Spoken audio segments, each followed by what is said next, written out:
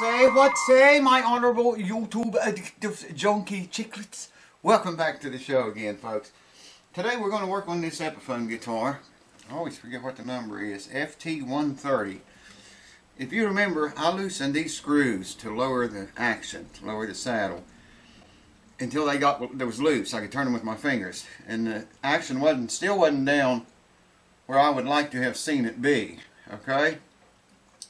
So today I'm going to measure the action on the guitar with it as low as it'll go right now. If I turn these anymore right now, they're just going to get loose and not do anything. So I'm going to measure the action there, determine how much I need to take the saddle out of this thing. Let me just get you and bring you over here. I can explain it to you better. Let's just do that. Hold on. Let me explain to you a little bit better what's going on. You remember I loosened these two screws until you could turn them with your fingers, okay? The action was not low enough by doing that. So, and right now, I could turn them a quarter of a turn, they'd be loose. You could turn them with your fingers. They are as low as the action will go now. You can look and see what a big high saddle that thing's got in it. See it sticking up out of there? It sets down in a metal, looks like a metal slot. So what I'm going to do is take measurements up here at the 12th fret. See what the action is now, determine how much we want to drop it. And we know that however much we want the string to come down here, we've got to remove double that amount from here. So that's what I'm going to do. I'm going to get those measurements, determine how much we want it to come down, take the saddle out, mark it, and sand it down. And then with these screws where they are now, the action is going to be too low, but that's okay, because I can tighten these up some and bring it back up to where we want it to land on. Hope that makes sense. So let me get the measurements here first. So how are you folks? All of you folks out there in YouTube land. Right now, with that as low as it'll go, the bass side, the bass low E string, 12th fret, is 4, 5, 6, almost 7 64s, maybe closer to 6 64s. That's too high. And the high E string is 5 64s. And that's too high. Now when I do this, I like to measure in thousandths because it's just easier to. We are about 90 thousandths on the bass string. We'll just go with that. And about 60 thousandths on the high E. Let's go with this bass string here, 90 thousandths. We like to see that down to about 80 thousandths. That's a difference of 10 thousandths. So we want the string to be 10 thousandths lower than it is right now. That means we got to take 20 thousandths off back here. Always double that amount. And I'm just going to stop the camera. I'm not going to put you through all this. I'll do it. I'll go through it by myself. I'll bring you back. All I'm going to do is take the loosen strings. Hopefully I can get that saddle out without taking all this crap out of there. But take the saddle out and mark it 20 thousandths. Grind that much away from the bottom of the saddle and put it back in there. That should make the strings action too low, and then we can use these screws, tighten them up to raise it back up to get it within where we want it at. So if I take a little bit more than 20 thousandths, a little bit more than that, it won't hurt because we have plenty of adjustment here and plenty of saddle there. That's what I'm going to do. I'm going to do it right now. Hold on. So I have a 15 and a 5 here. And you can see how I'm doing it here, just marking the saddle 20 thousandths. This side, yeah, it's all the way across. Should be able, I think you can see that. Yeah, I believe I see it in the camera. And I have these channel locks made many years ago. All I got to do here. I'm not going to make an adjustment, obviously. All I got to do here is stick the saddle in there. I want to leave exposed only what I have marked there. Grind away everything else. There we go. And she's locked in. Now you can see there, that's 20 thousandths sticking out. It don't look like very much, but it makes a huge difference. Let's grind that away. I'm pretty sure that's a plastic saddle. And I'm not even going to take time to hook up my dust sucking invention that you all know and love so well, because no more I got to take off of it. It's probably going to melt it off rather than grind it away. Anyways, here goes.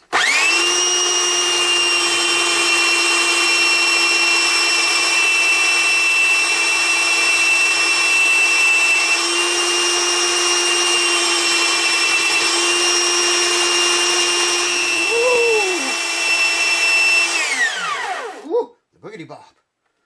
Still got a little ways to go. It's melting it off. It's not grinding it. It is plastic.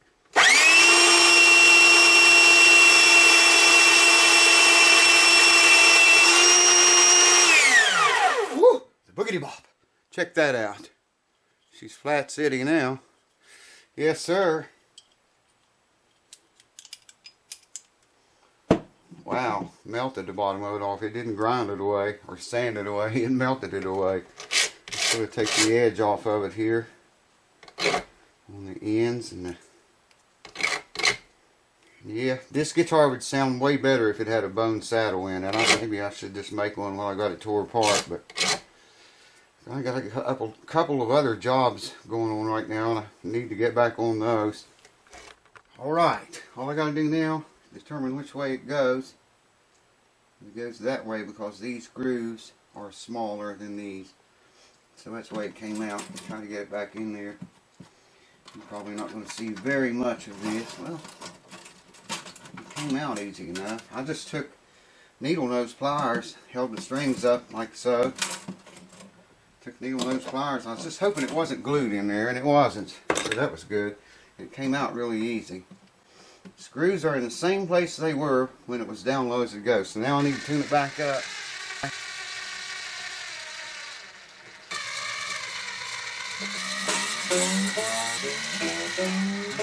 Come on, you sick bitch.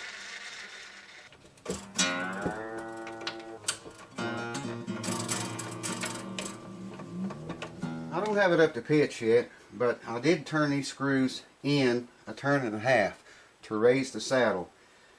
If it doesn't land exactly on where we want it to land, we can loosen those under string tension and it'll all be okay. But I want to show you, check this out. I hope the camera gets this. I'm just going to put the screwdriver in that screw and just hold pressure on it. Listen to the guitar. I hope the camera gets this. Listen when I remove the screwdriver.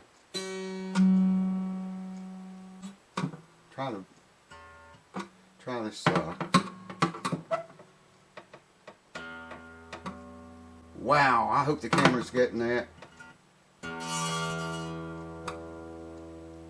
It's more obvious over here.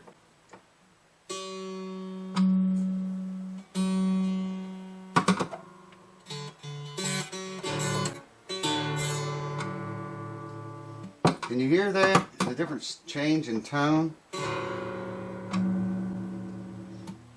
That goes to show you how much these affect your sound and this kind of setup. You know, I'd put a Martin bridge on this. If I was going to keep this guitar and it was mine, I'd rip all that shit off and I'd put a regular Martin bridge without the screws and the metal and all that crap in there for adjustment. Just a bone or tusk saddle into the rosewood bridge. Do away with all this. That's proof right there. It has a huge effect on the sound of any guitar. All I was doing, just applying pressure on the screw like I was going to tighten it. Anyways, I wanted to share that with you. Alright, she's up to pitch now. And remember now, I'll tighten these screws, each one turn and a half. So we're going to be probably back up close to where we started. Alright, in thousandths, well, we did. We dropped from 90 down to about 85 thousandths. This one I think was 60. It's between 50 and 60 right now, probably 55. We're seeing 64 is what we got. 4, 5, 6, 64. So that was about where we was at. And right at 5/64. Okay. That's why I tightened those screws up, because we can safely loosen them under string tension. If I had to tighten them up, I would want to loosen the string. So I'm going to turn them just only a half a turn for right now. half a turn on that one, and half a turn on that one. And let's see how much that dropped it. May have to go with another half turn. Yeah, it's not quite 5/64 yet. It's still between 5 and 6. And this is between 4 and 5, so let's go another half turn. I figured it would do that. That's why I tightened a turn and a half. You know, I was just guessing at that, but obviously I was pretty close. Pretty good guess. I'll have to tune it back up to pitch now, no doubt. But we get an idea here. Yeah, 5/64 and 4/64. Dead on the money, but it's out of tune. Let me tune it up and I'll bring you back. We'll measure it again. And we are back up to pitch again. 5/64, low E at 12th fret, and 4/64. Dead on the money. Let's see if it's got any rattling or buzzing issues. That little bit of difference that you could hear when I had a screwdriver on there, you can imagine what putting a bone or tusk saddle and doing away with this, put a Martin style bridge on it. Wow, you talk about improving the sound of this guitar. And it already sounds good, but I mean, I'm just saying that would really help it a lot.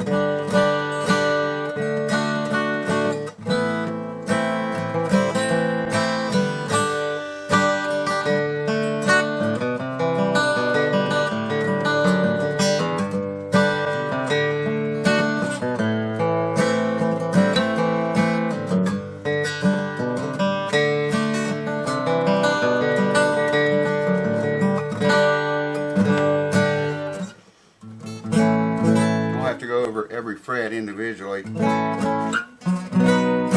I'm not hearing any buzzing.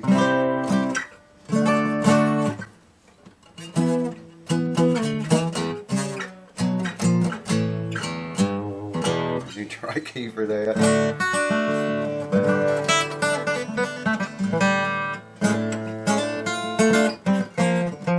I can't hold on to the guitar, man. It's sliding away from me.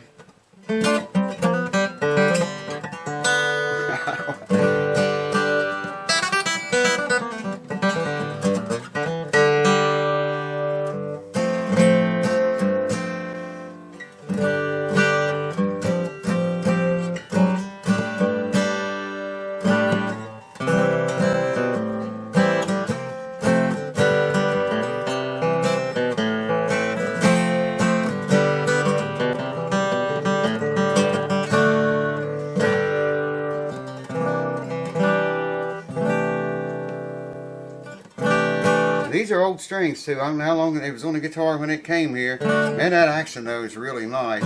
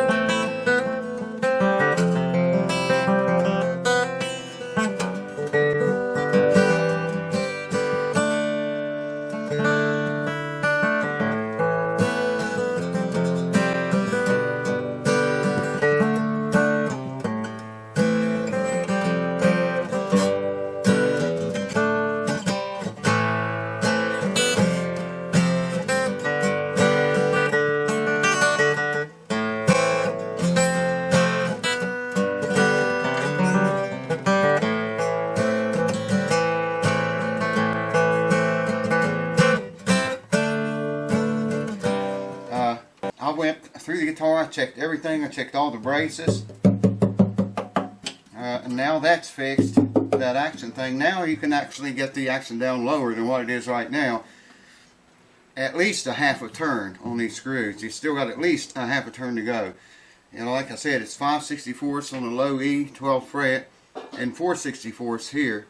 And you still got more adjustment there to go if you want it lower than that. But that's pretty low. You can look at it here. See that? It's down there pretty good. I don't know why you would want it any lower than that, but you could if you wanted to. And that's just one last thing I'll have to do to it when it comes time to go bye-bye. And now all I gotta do is put new strings on it and go over the setup. It's basically setup, but I've already checked the first fret action and neck relief and all that, but I'll check it all again and put new strings on it, set it up, and you know, don't have to do anything back here now. So there you are. Thanks for watching. Cheers to you, and I'll see you soon.